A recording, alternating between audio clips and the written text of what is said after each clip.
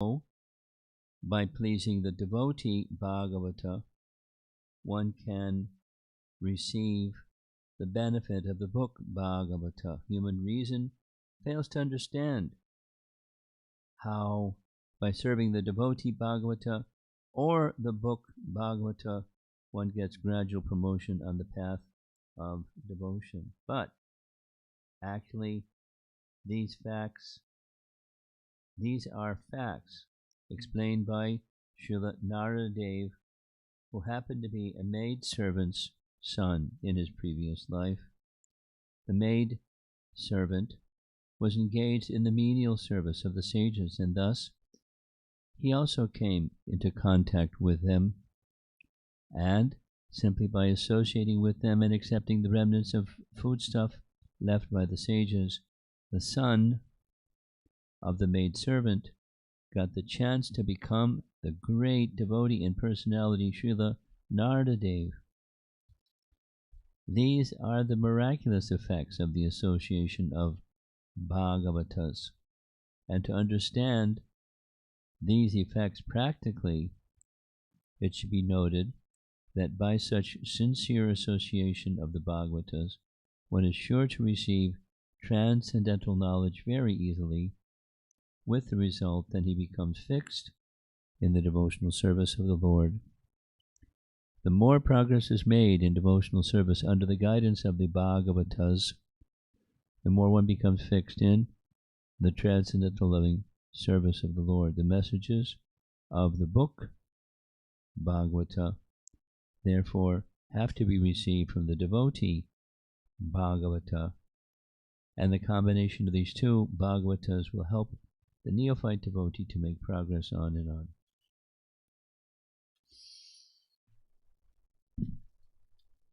Oma Jnana Timarandasya Gyananjana Sadakaya Chakshura Meditam Yena Tasmai Shri Gurave Namaha.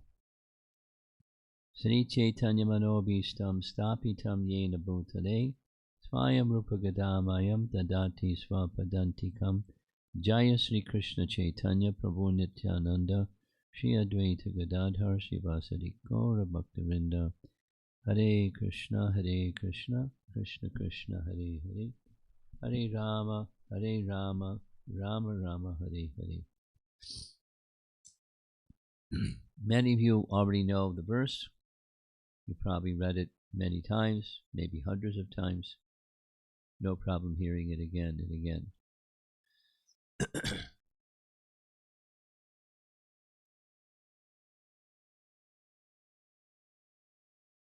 There's a nice verse, one of the Kevalastika verses.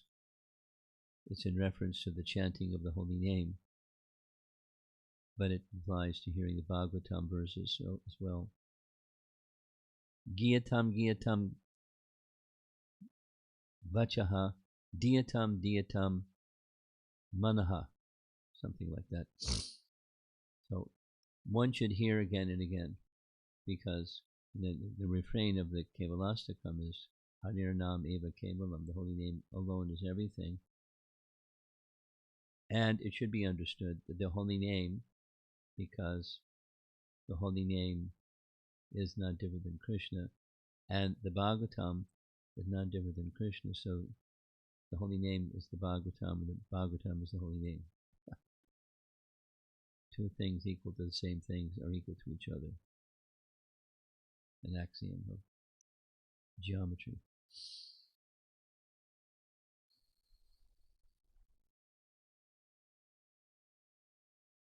This section of Srimad Bhagavatam, Canto 1, Chapter 2, is establishing many things, but fundamental stages of the unfolding of bhakti.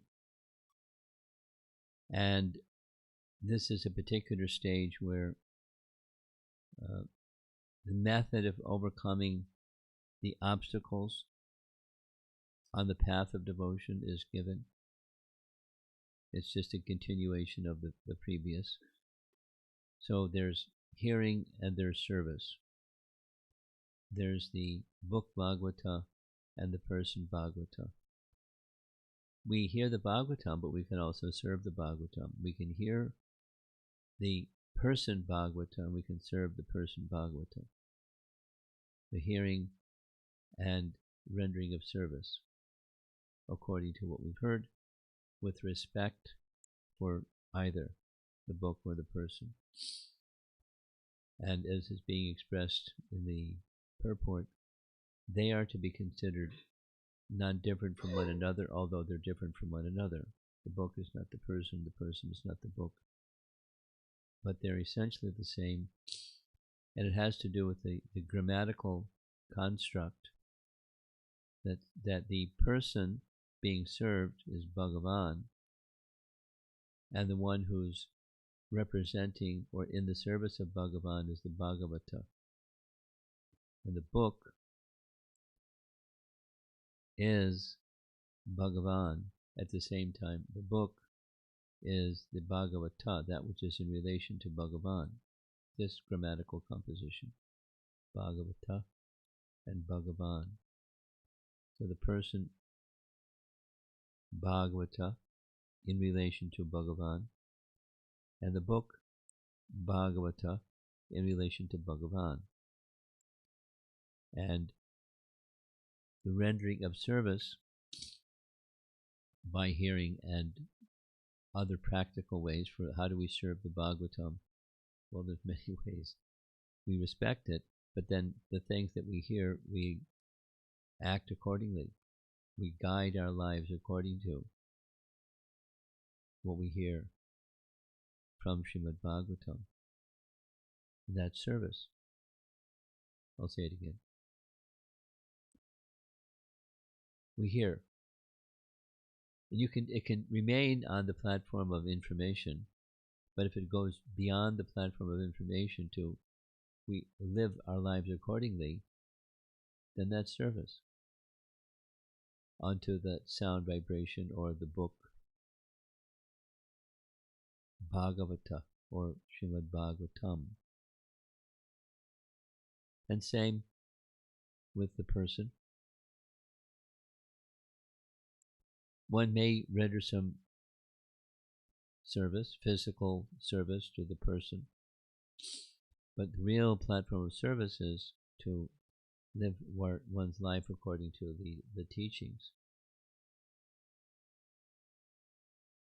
of that person, the person who is representing Bhagavan.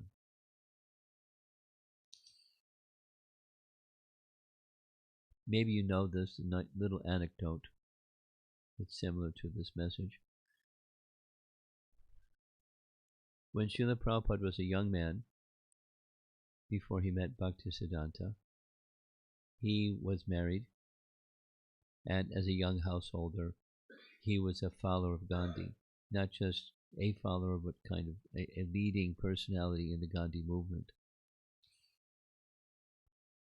And because of that position that he had, when Gandhi's memorial service was being conducted, he was invited to give a speech or something in honor of the departed soul of Gandhi. He wrote kind of what you do when you have a paper to present in academia. He wrote a paper and then he spoke from the paper. And the paper is still available.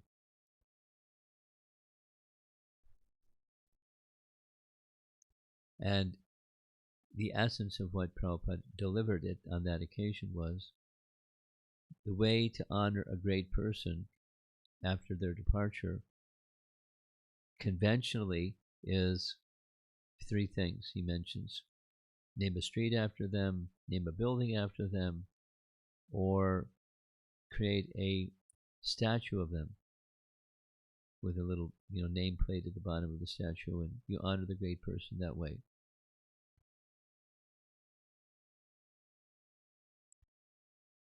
However, Prabhupada's indication was that's not the best way to honor a great person. The way to honor a great person is that great person had views and established values and principles to live by And the way to honor that great person is to create a place where those values that they taught are the values that the people in that place live by. Pretty simple. And he then went on to say, everyone knows Gandhi had great love and faith in Srimad Bhagavad Gita. And so the way to honor him is to establish Gita Nagari, a village, Nagari, where the Gita is lived. And then he went on to describe what would go into that place, Gita Nagari. It was just creating a picture for the audience. What is living one's life according to Bhagavad Gita look like? Or what might it look like? And that's the name, Gita Nagari. It's the same, the service to a great person, the service to a Bhagavata, not just Gandhi, but a person who is in relation to Bhagavan, is to live one's life accordingly to the teachings that they upheld. And that's not so difficult. At least in principle, it's not so difficult. When the atmosphere is surcharged with opposition, it then becomes difficult. But what obstacle is there that can check the flow of devotional service? Nothing. One of the verses in this chapter says that Ahaitokya pratyataya yatma suprasidati. There's no hetu or cause that can create, or no cause on the material platform that can check, stop, interrupt the flow of devotional service. And one who engages in service like that, they find full satisfaction. And when you find full satisfaction, there's the formula for detachment from other, detachment from worldliness.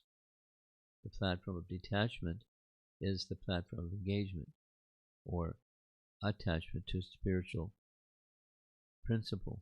And the spiritual principle is Bhagavad Gita, or here, Srimad Bhagavatam.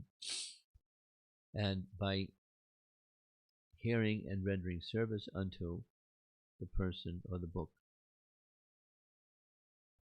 all that is troublesome, the purport says several times, obstacles.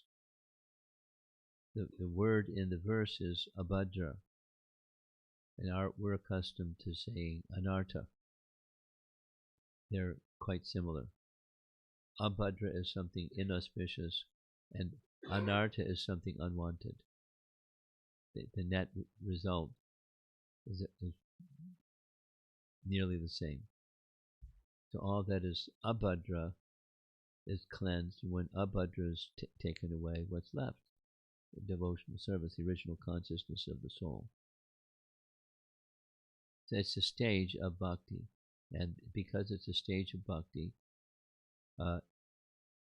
this prayeshu word is used. Prayeshu means almost to nil. Why not completely? Well, it can take care of it completely. This is just describing a stage. And there's one of the stages in the 9 stages of bhakti is the stage of nishtha. So that's where one becomes steady. What happens before steady is unsteady, anishtata.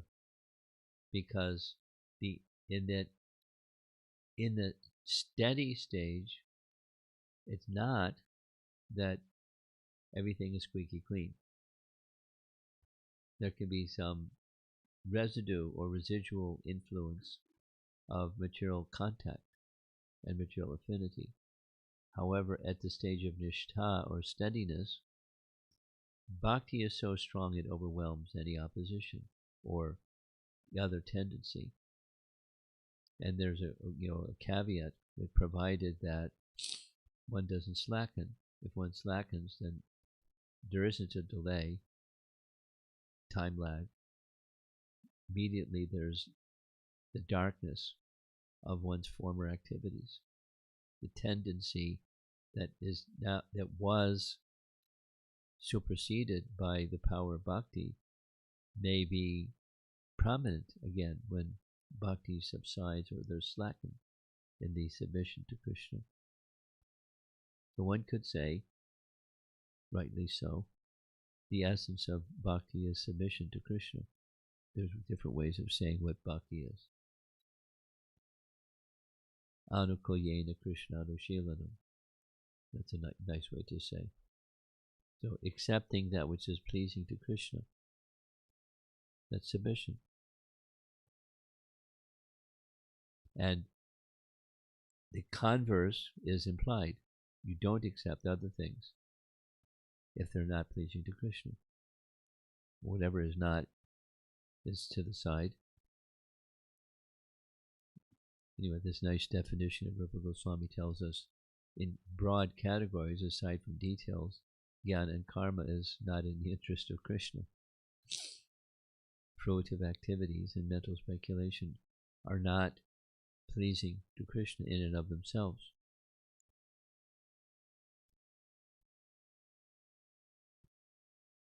These key verses are worth memorizing, and as Prabhupada is doing in the purport, I'm also doing to express the verse, to mull over them, turn them in different angles, look at them from different angles of vision so it's clear what's what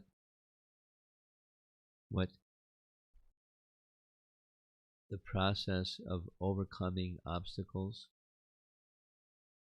looks like.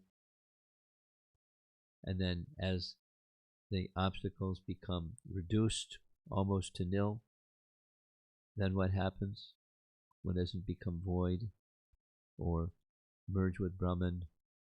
One becomes a devotee that has the interest of pleasing Krishna,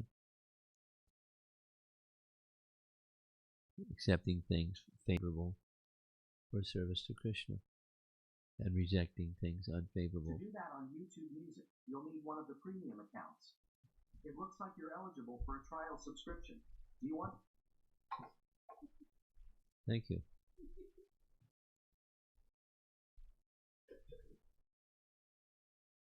For those of you that are in India, that was a friend. A little recording device that wanted to horn in on our class and interrupt us, so they were successful. So, nashta prayeshu,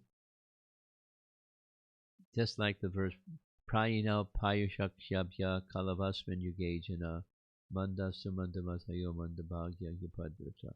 The same root word. Prayina, almost completely. So it's a stage. And continue and continue and continue, it becomes complete. It's not just, the limit is almost. It's the stage, it's the nishtha stage, the bhakti that's being described. And that understanding leads to the next verse, etc. So these are all sequential verses worth studying carefully so we can understand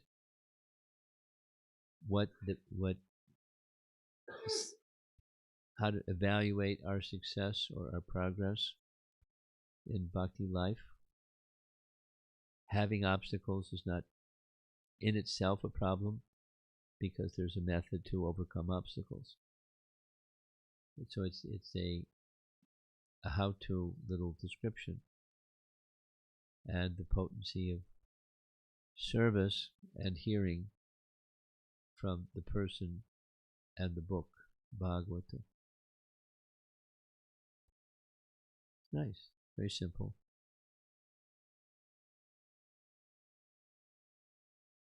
It's 25 minutes after the hour. Let's see if there's some discussion. Hare Krishna, Guru Maharaj. Do you want Please people to accept. unmute themselves, or send in a message to chat box? And how do you want to orchestrate this?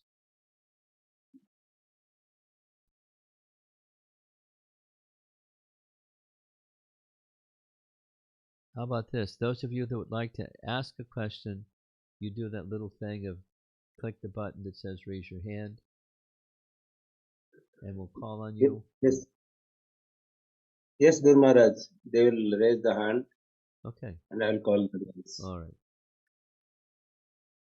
Hare Krishna Guru Maharaj, please accept my humble obeisances at your lotus feet.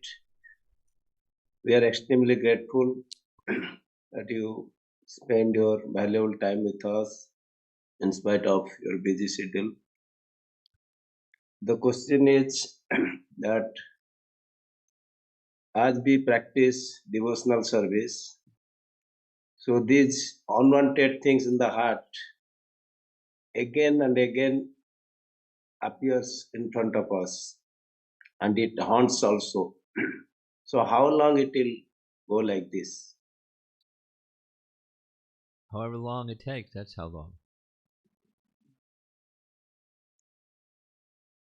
For some people it's less, some people it's greater.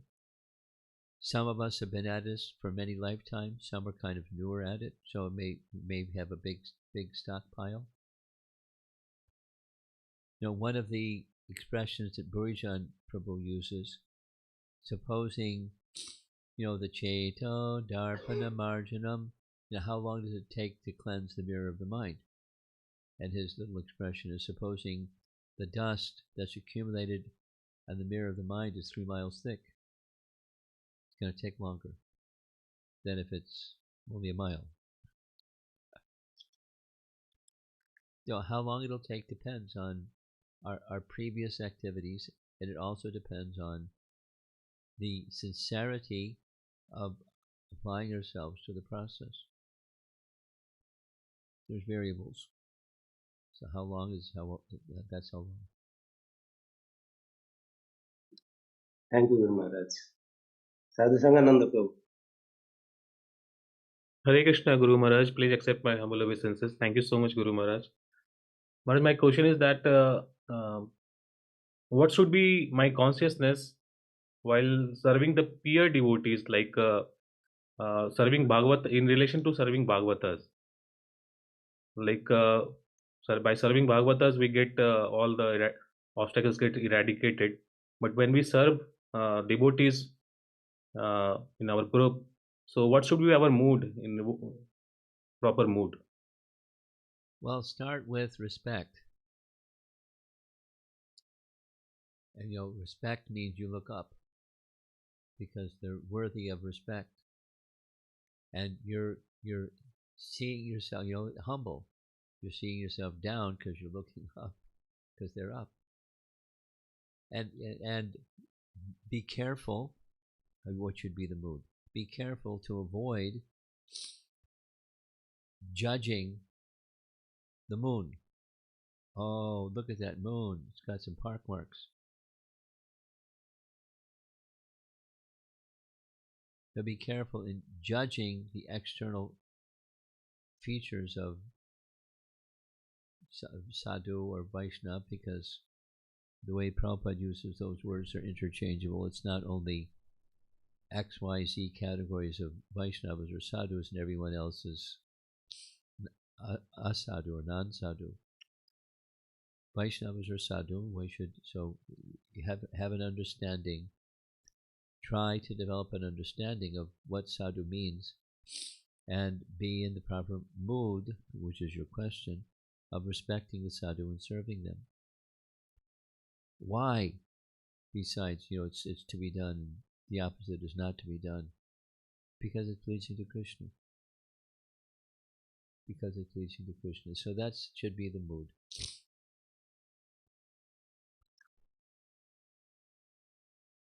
Rakesh Roshan Prabhu. Thank you so much.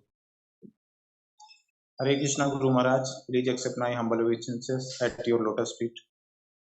Guru Maharaj, this age of Kali is the age of disturbance. So how to take the disturbance of this material world in our life? Well, there's stages. You know Bhagavad Gita. What does Bhagavad Gita say? Tang statiksha subharata. There's your goal, and there's disturbances. You tolerate the disturbances, stay fixed on the goal. And when you tolerate the disturbances, it's not condescending. You maintain the mood of service while you're tolerating. I mean, everything, all the instructions of Bhagavad Gita or any instruction to the how-to questions, it's the mode of service unto the worthy object of service. So that's the book and the person Bhagavata, just to keep it simple. Is maintain that principle.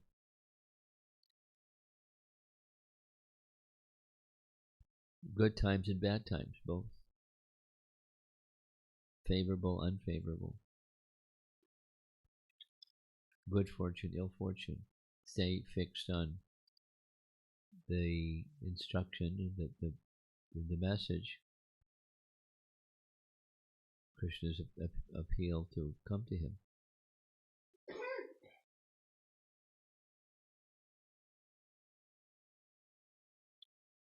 Pavan Sarovar Prabhu. Thank you, Guru Maharaj. Hare Krishna, Guru Maharaj, please accept my humble obeisances. I'm very grateful and indebted for giving a clear picture of this verse and very appropriate to us. Guru Maharaj, my question is that even in Nishtha stage, material affinity remains. And we work in a family or group of devotees, office, so some kind of affinity is there. How to be very sure? Some kind of what? Affinity, material affinity. Material affinity. Oh, that one. So how to distinguish and extract oneself and remain in the mode of service to Guru and Krishna? How to? I've got a favorite answer for how to. You know what it is, right? Sadhu Sangha, that's the how to. And within Sadhu Sangha, there's so many strands of the fabric of Sadhu Sangha. So you do Sadhu Sangha nicely. It's a proper answer because the beginning of devotional service is some preliminary faith, and to then commence devotional service, it's Sadhu Sangha. And how do things progress to the next and the next? It's Sadhu Sangha. With sadhus, you do bhajana kriya, and with sadhus, with that bhajana kriya, there's an artha-nivritti, etc. And all the way up to prema.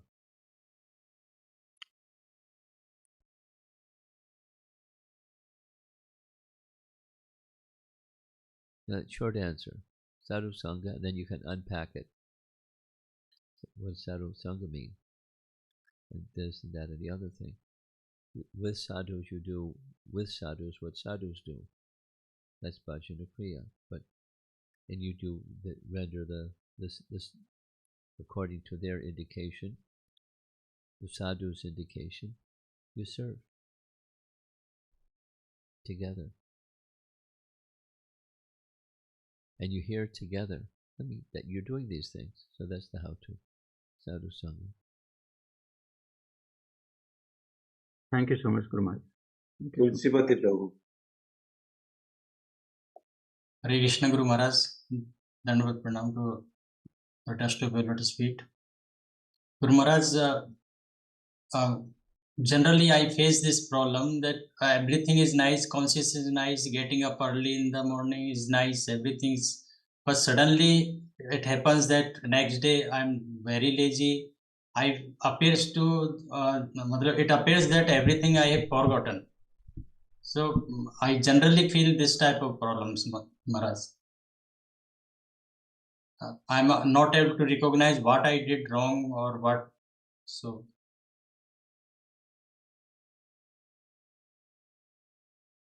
what's your question? That's a statement. You're giving a true confession. And now what? Why and what to do? Is that the question?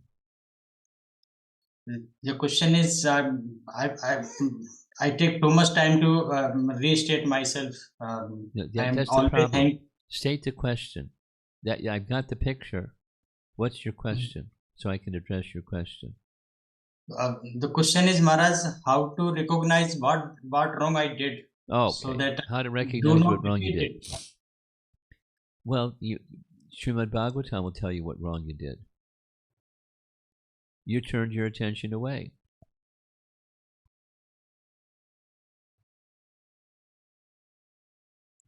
There's the light, and you're looking at the light, and you see light. You turn your attention away, and you see shadow. You don't see the light. So, what does turn your attention away mean? I, me, and mine. The center, the objective, the essence of bhakti was neglected. Now, there can be different applications and details, but that's the principle. Turning attention away. So that's why. If you want to refine that understanding besides the principle, then be introspective and vigilant, and then you can see at what stage you turned your attention away. And when you turn your attention away, it then goes to material tendencies, and you do material tendency things, whatever those are, that your favorite, garden variety of material tendency things. And then you realize, whoa, I forgot Krishna. And then you do it again, and you do it again, and you do it again. So where did you go wrong? Be vigilant to select anukulyasya sankalpa pratikulyasya varjanam. You know that verse? That's the first two of the 6 limbs of surrender. So you accept things favorable, reject things unfavorable to pleasing Krishna. But the principle is pleasing Krishna. So the principle of pleasing Krishna is slackened, then you're going to take the menu of things that are not favorable to Krishna. So what's your favorite distraction? Or favorite indulgence? That, it is done because fill in the blank. It looks like happiness, or it's a time waster, or it's brain numbing, or it's a kind of escapism from whatever, from suffering or boredom or something. Distraction.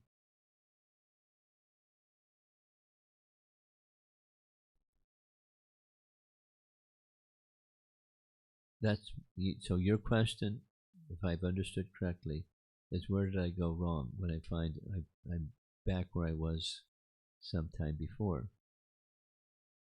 What was the misapplication? Submission to Krishna was, but is now missing. I was thinking just this morning, this is a practical example.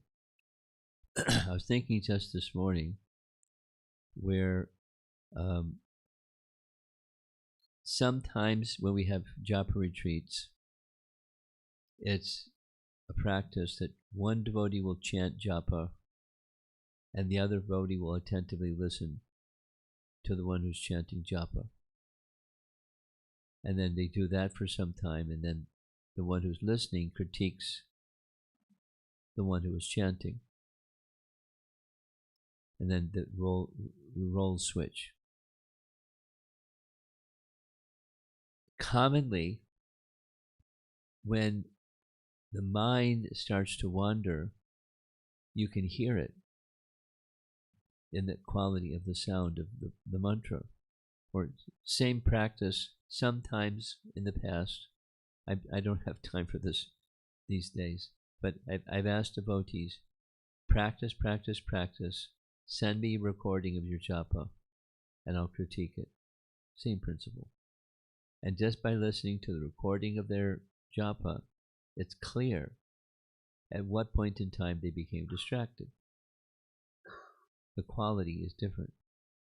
And exactly what their mind has gone to, I can't tell from hearing the recording, but that they've become inattentive is very clear in the recording.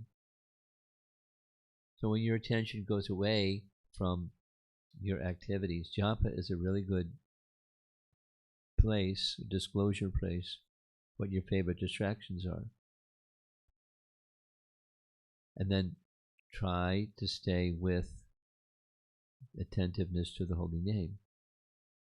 And then that attentiveness, the control of the mind and senses, is best accomplished through chanting of the holy name.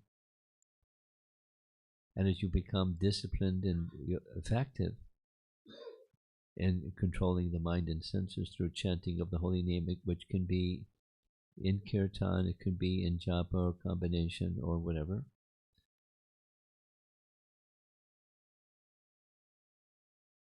And it's not just, it could be like what we're doing right now, like hearing Srimad Bhagavatam in the discussion, in the association of devotees. There may be times when you're more focused and sometimes you're more distracted. So that your question was, how do I know the principle? Or how do I know what it was I did wrong so that I become distracted again? It's just turning attention away from Krishna. You may not just have one favorite, you may have several favorites. Distraction objects or activities. We all waste time. And we all have that experience of being distracted. So that's why and what.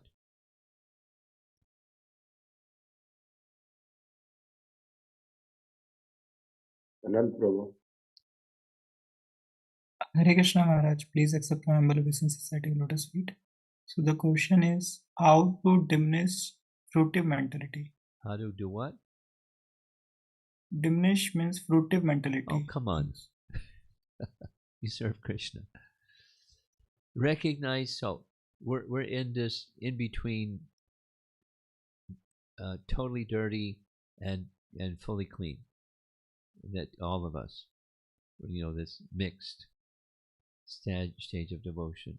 So how do you go from mixed to unmixed? How do you become a pure devotee? You follow the process of devotional service, the sadhana, properly, and be attentive to the enjoyment tendency. And it's really easy.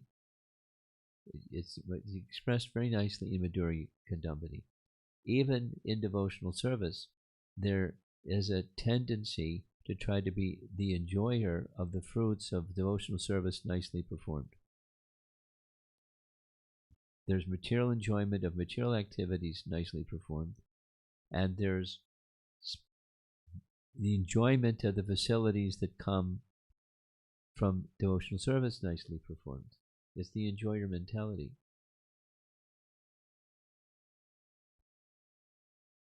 So what enjoyments may come from one who has done devotional service nicely? Some fame, some praise, some something, some position, some recognition, some honor, Labha Puja Pratishta in Sanskrit, and becoming attracted to be the enjoyer of the success of your devotional service. It's just pernicious. It's very consistent and hard to sustain. It doesn't go away easily.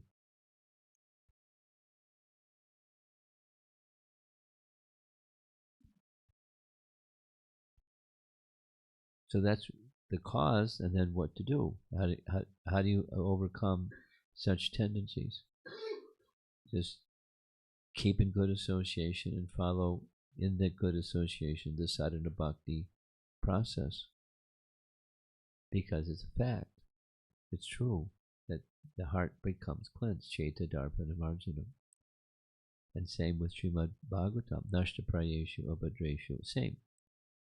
It's the cleansing process. You stay with the cleansing process in a purposeful way.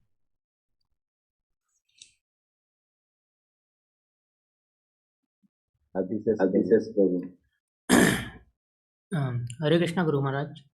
Thank you very much for your association. Guru Maharaj, in the class you made a point that about Gita Nagari, that the best way to serve great personalities is to follow their teachings. Now in Srila Prabhupada's life, we can see... Excuse me. I want to edit what you just said. We got an echo.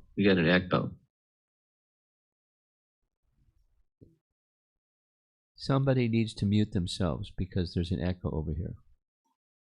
So I want to edit what you just said.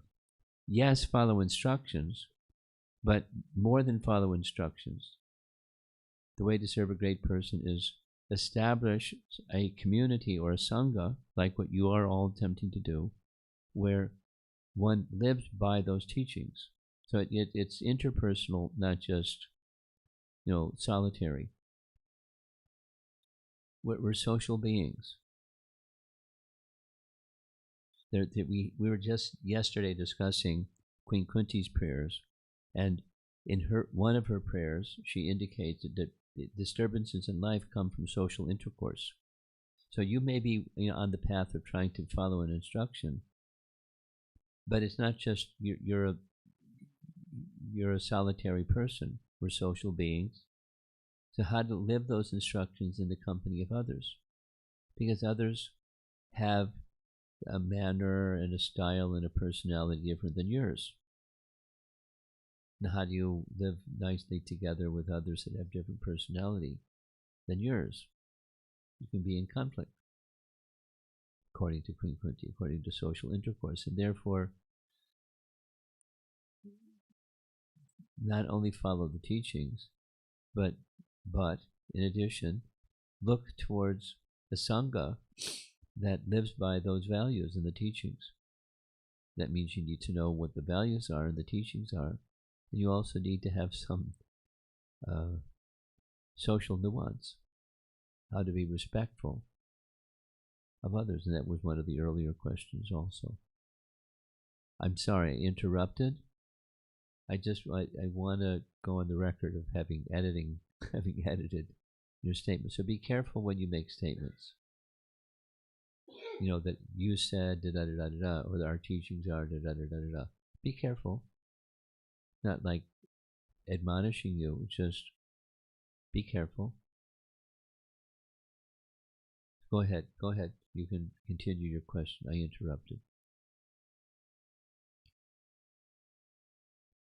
Yeah, so I was just thinking, Guru Maharaj, that like in Prabhupada's case, he explicitly asked his spiritual master and got the instruction from him, like print books and preach in Western world. And some other good disciples, they might just get inspired by Guru Sadhu Shastra and may decide that I want to serve the spiritual master in this way, or the great personality in this particular way. So my question is that is it one of the duties of a disciple that he should have clear-cut clarity how he wants to dedicate his life to the mission of Prabhupada or his spiritual master? Well, it takes time. It takes time to get. So you have to mute again. It's not. It's good, or more than good. It's necessary to have some understanding, and it's also good and necessary to aspire for refinement of that understanding, because I'm a conditioned soul, and my understanding is muddy or cloudy or less than clear. So how am I going to get a clear when I'm already less than clear? So I allow that I have to begin somewhere, and I allow that that clarity can shape a refined understanding. I'm just commenting on, the premise of your question. We have to have a directional idea, yes, and then refinement to refinement. And even as this is my experience, as you go along in devotional service, there may be for this period of time emphasis in this way, and that period of time an emphasis in that aspect of devotional service. And that's good. It's not unwholesome. It's quite okay. But the overall picture is, the principle. Krishna is to be pleased, and these are ways in which I find I have some ability, some capability, some gift to serve Krishna with this or that. Then you do this or that. You do that which is inspiring you towards the goal, which is Krishna's happiness. Krishna should be pleased.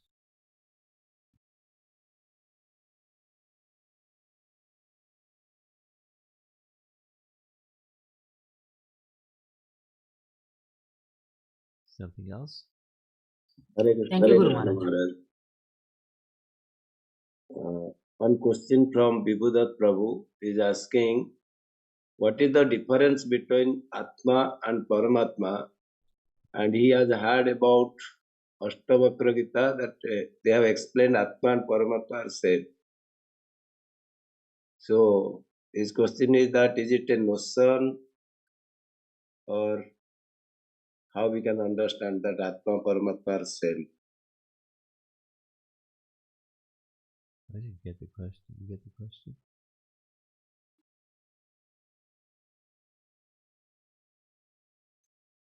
Oh, you want to know the distinction between Atma and Paramatma. That's the question? Satyavrata, is that the question? Yes, Maharaj. Well, here's two, very simple. Chapter 13, Bhagavad Gita.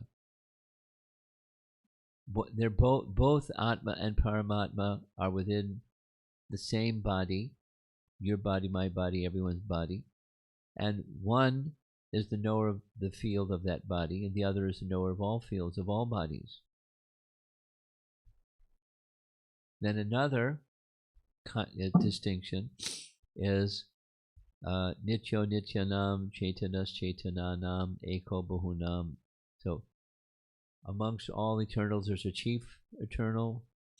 Amongst all conscious entities there's a chief conscious entity, and that chief conscious entity is maintaining the necessities of the many. So there's another distinction. You can go on, the Paramatma is all pervasive. The individual soul is not, because Paramatma expands within every atom. Paramatma is everywhere.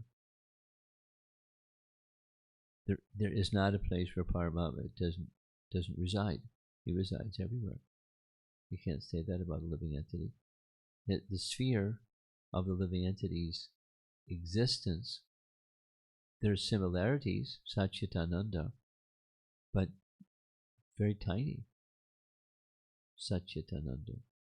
And the Paramatma, although the space, you could say, occupied by Paramatma is also very tiny, the consciousness of Paramatma is everywhere, all pervasive.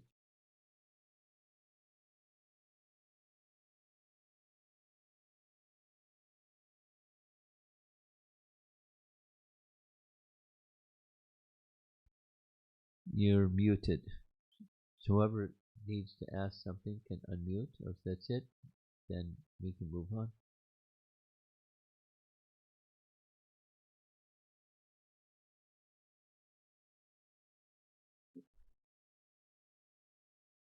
Okay, we have 5 minutes remaining. Anything in the room here? Because I'm I'm in Detroit, at the East Coast time zone. We have 5 minutes remaining for our class. Sadhu Sangananda Prabhu. Okay. Hare Krishna.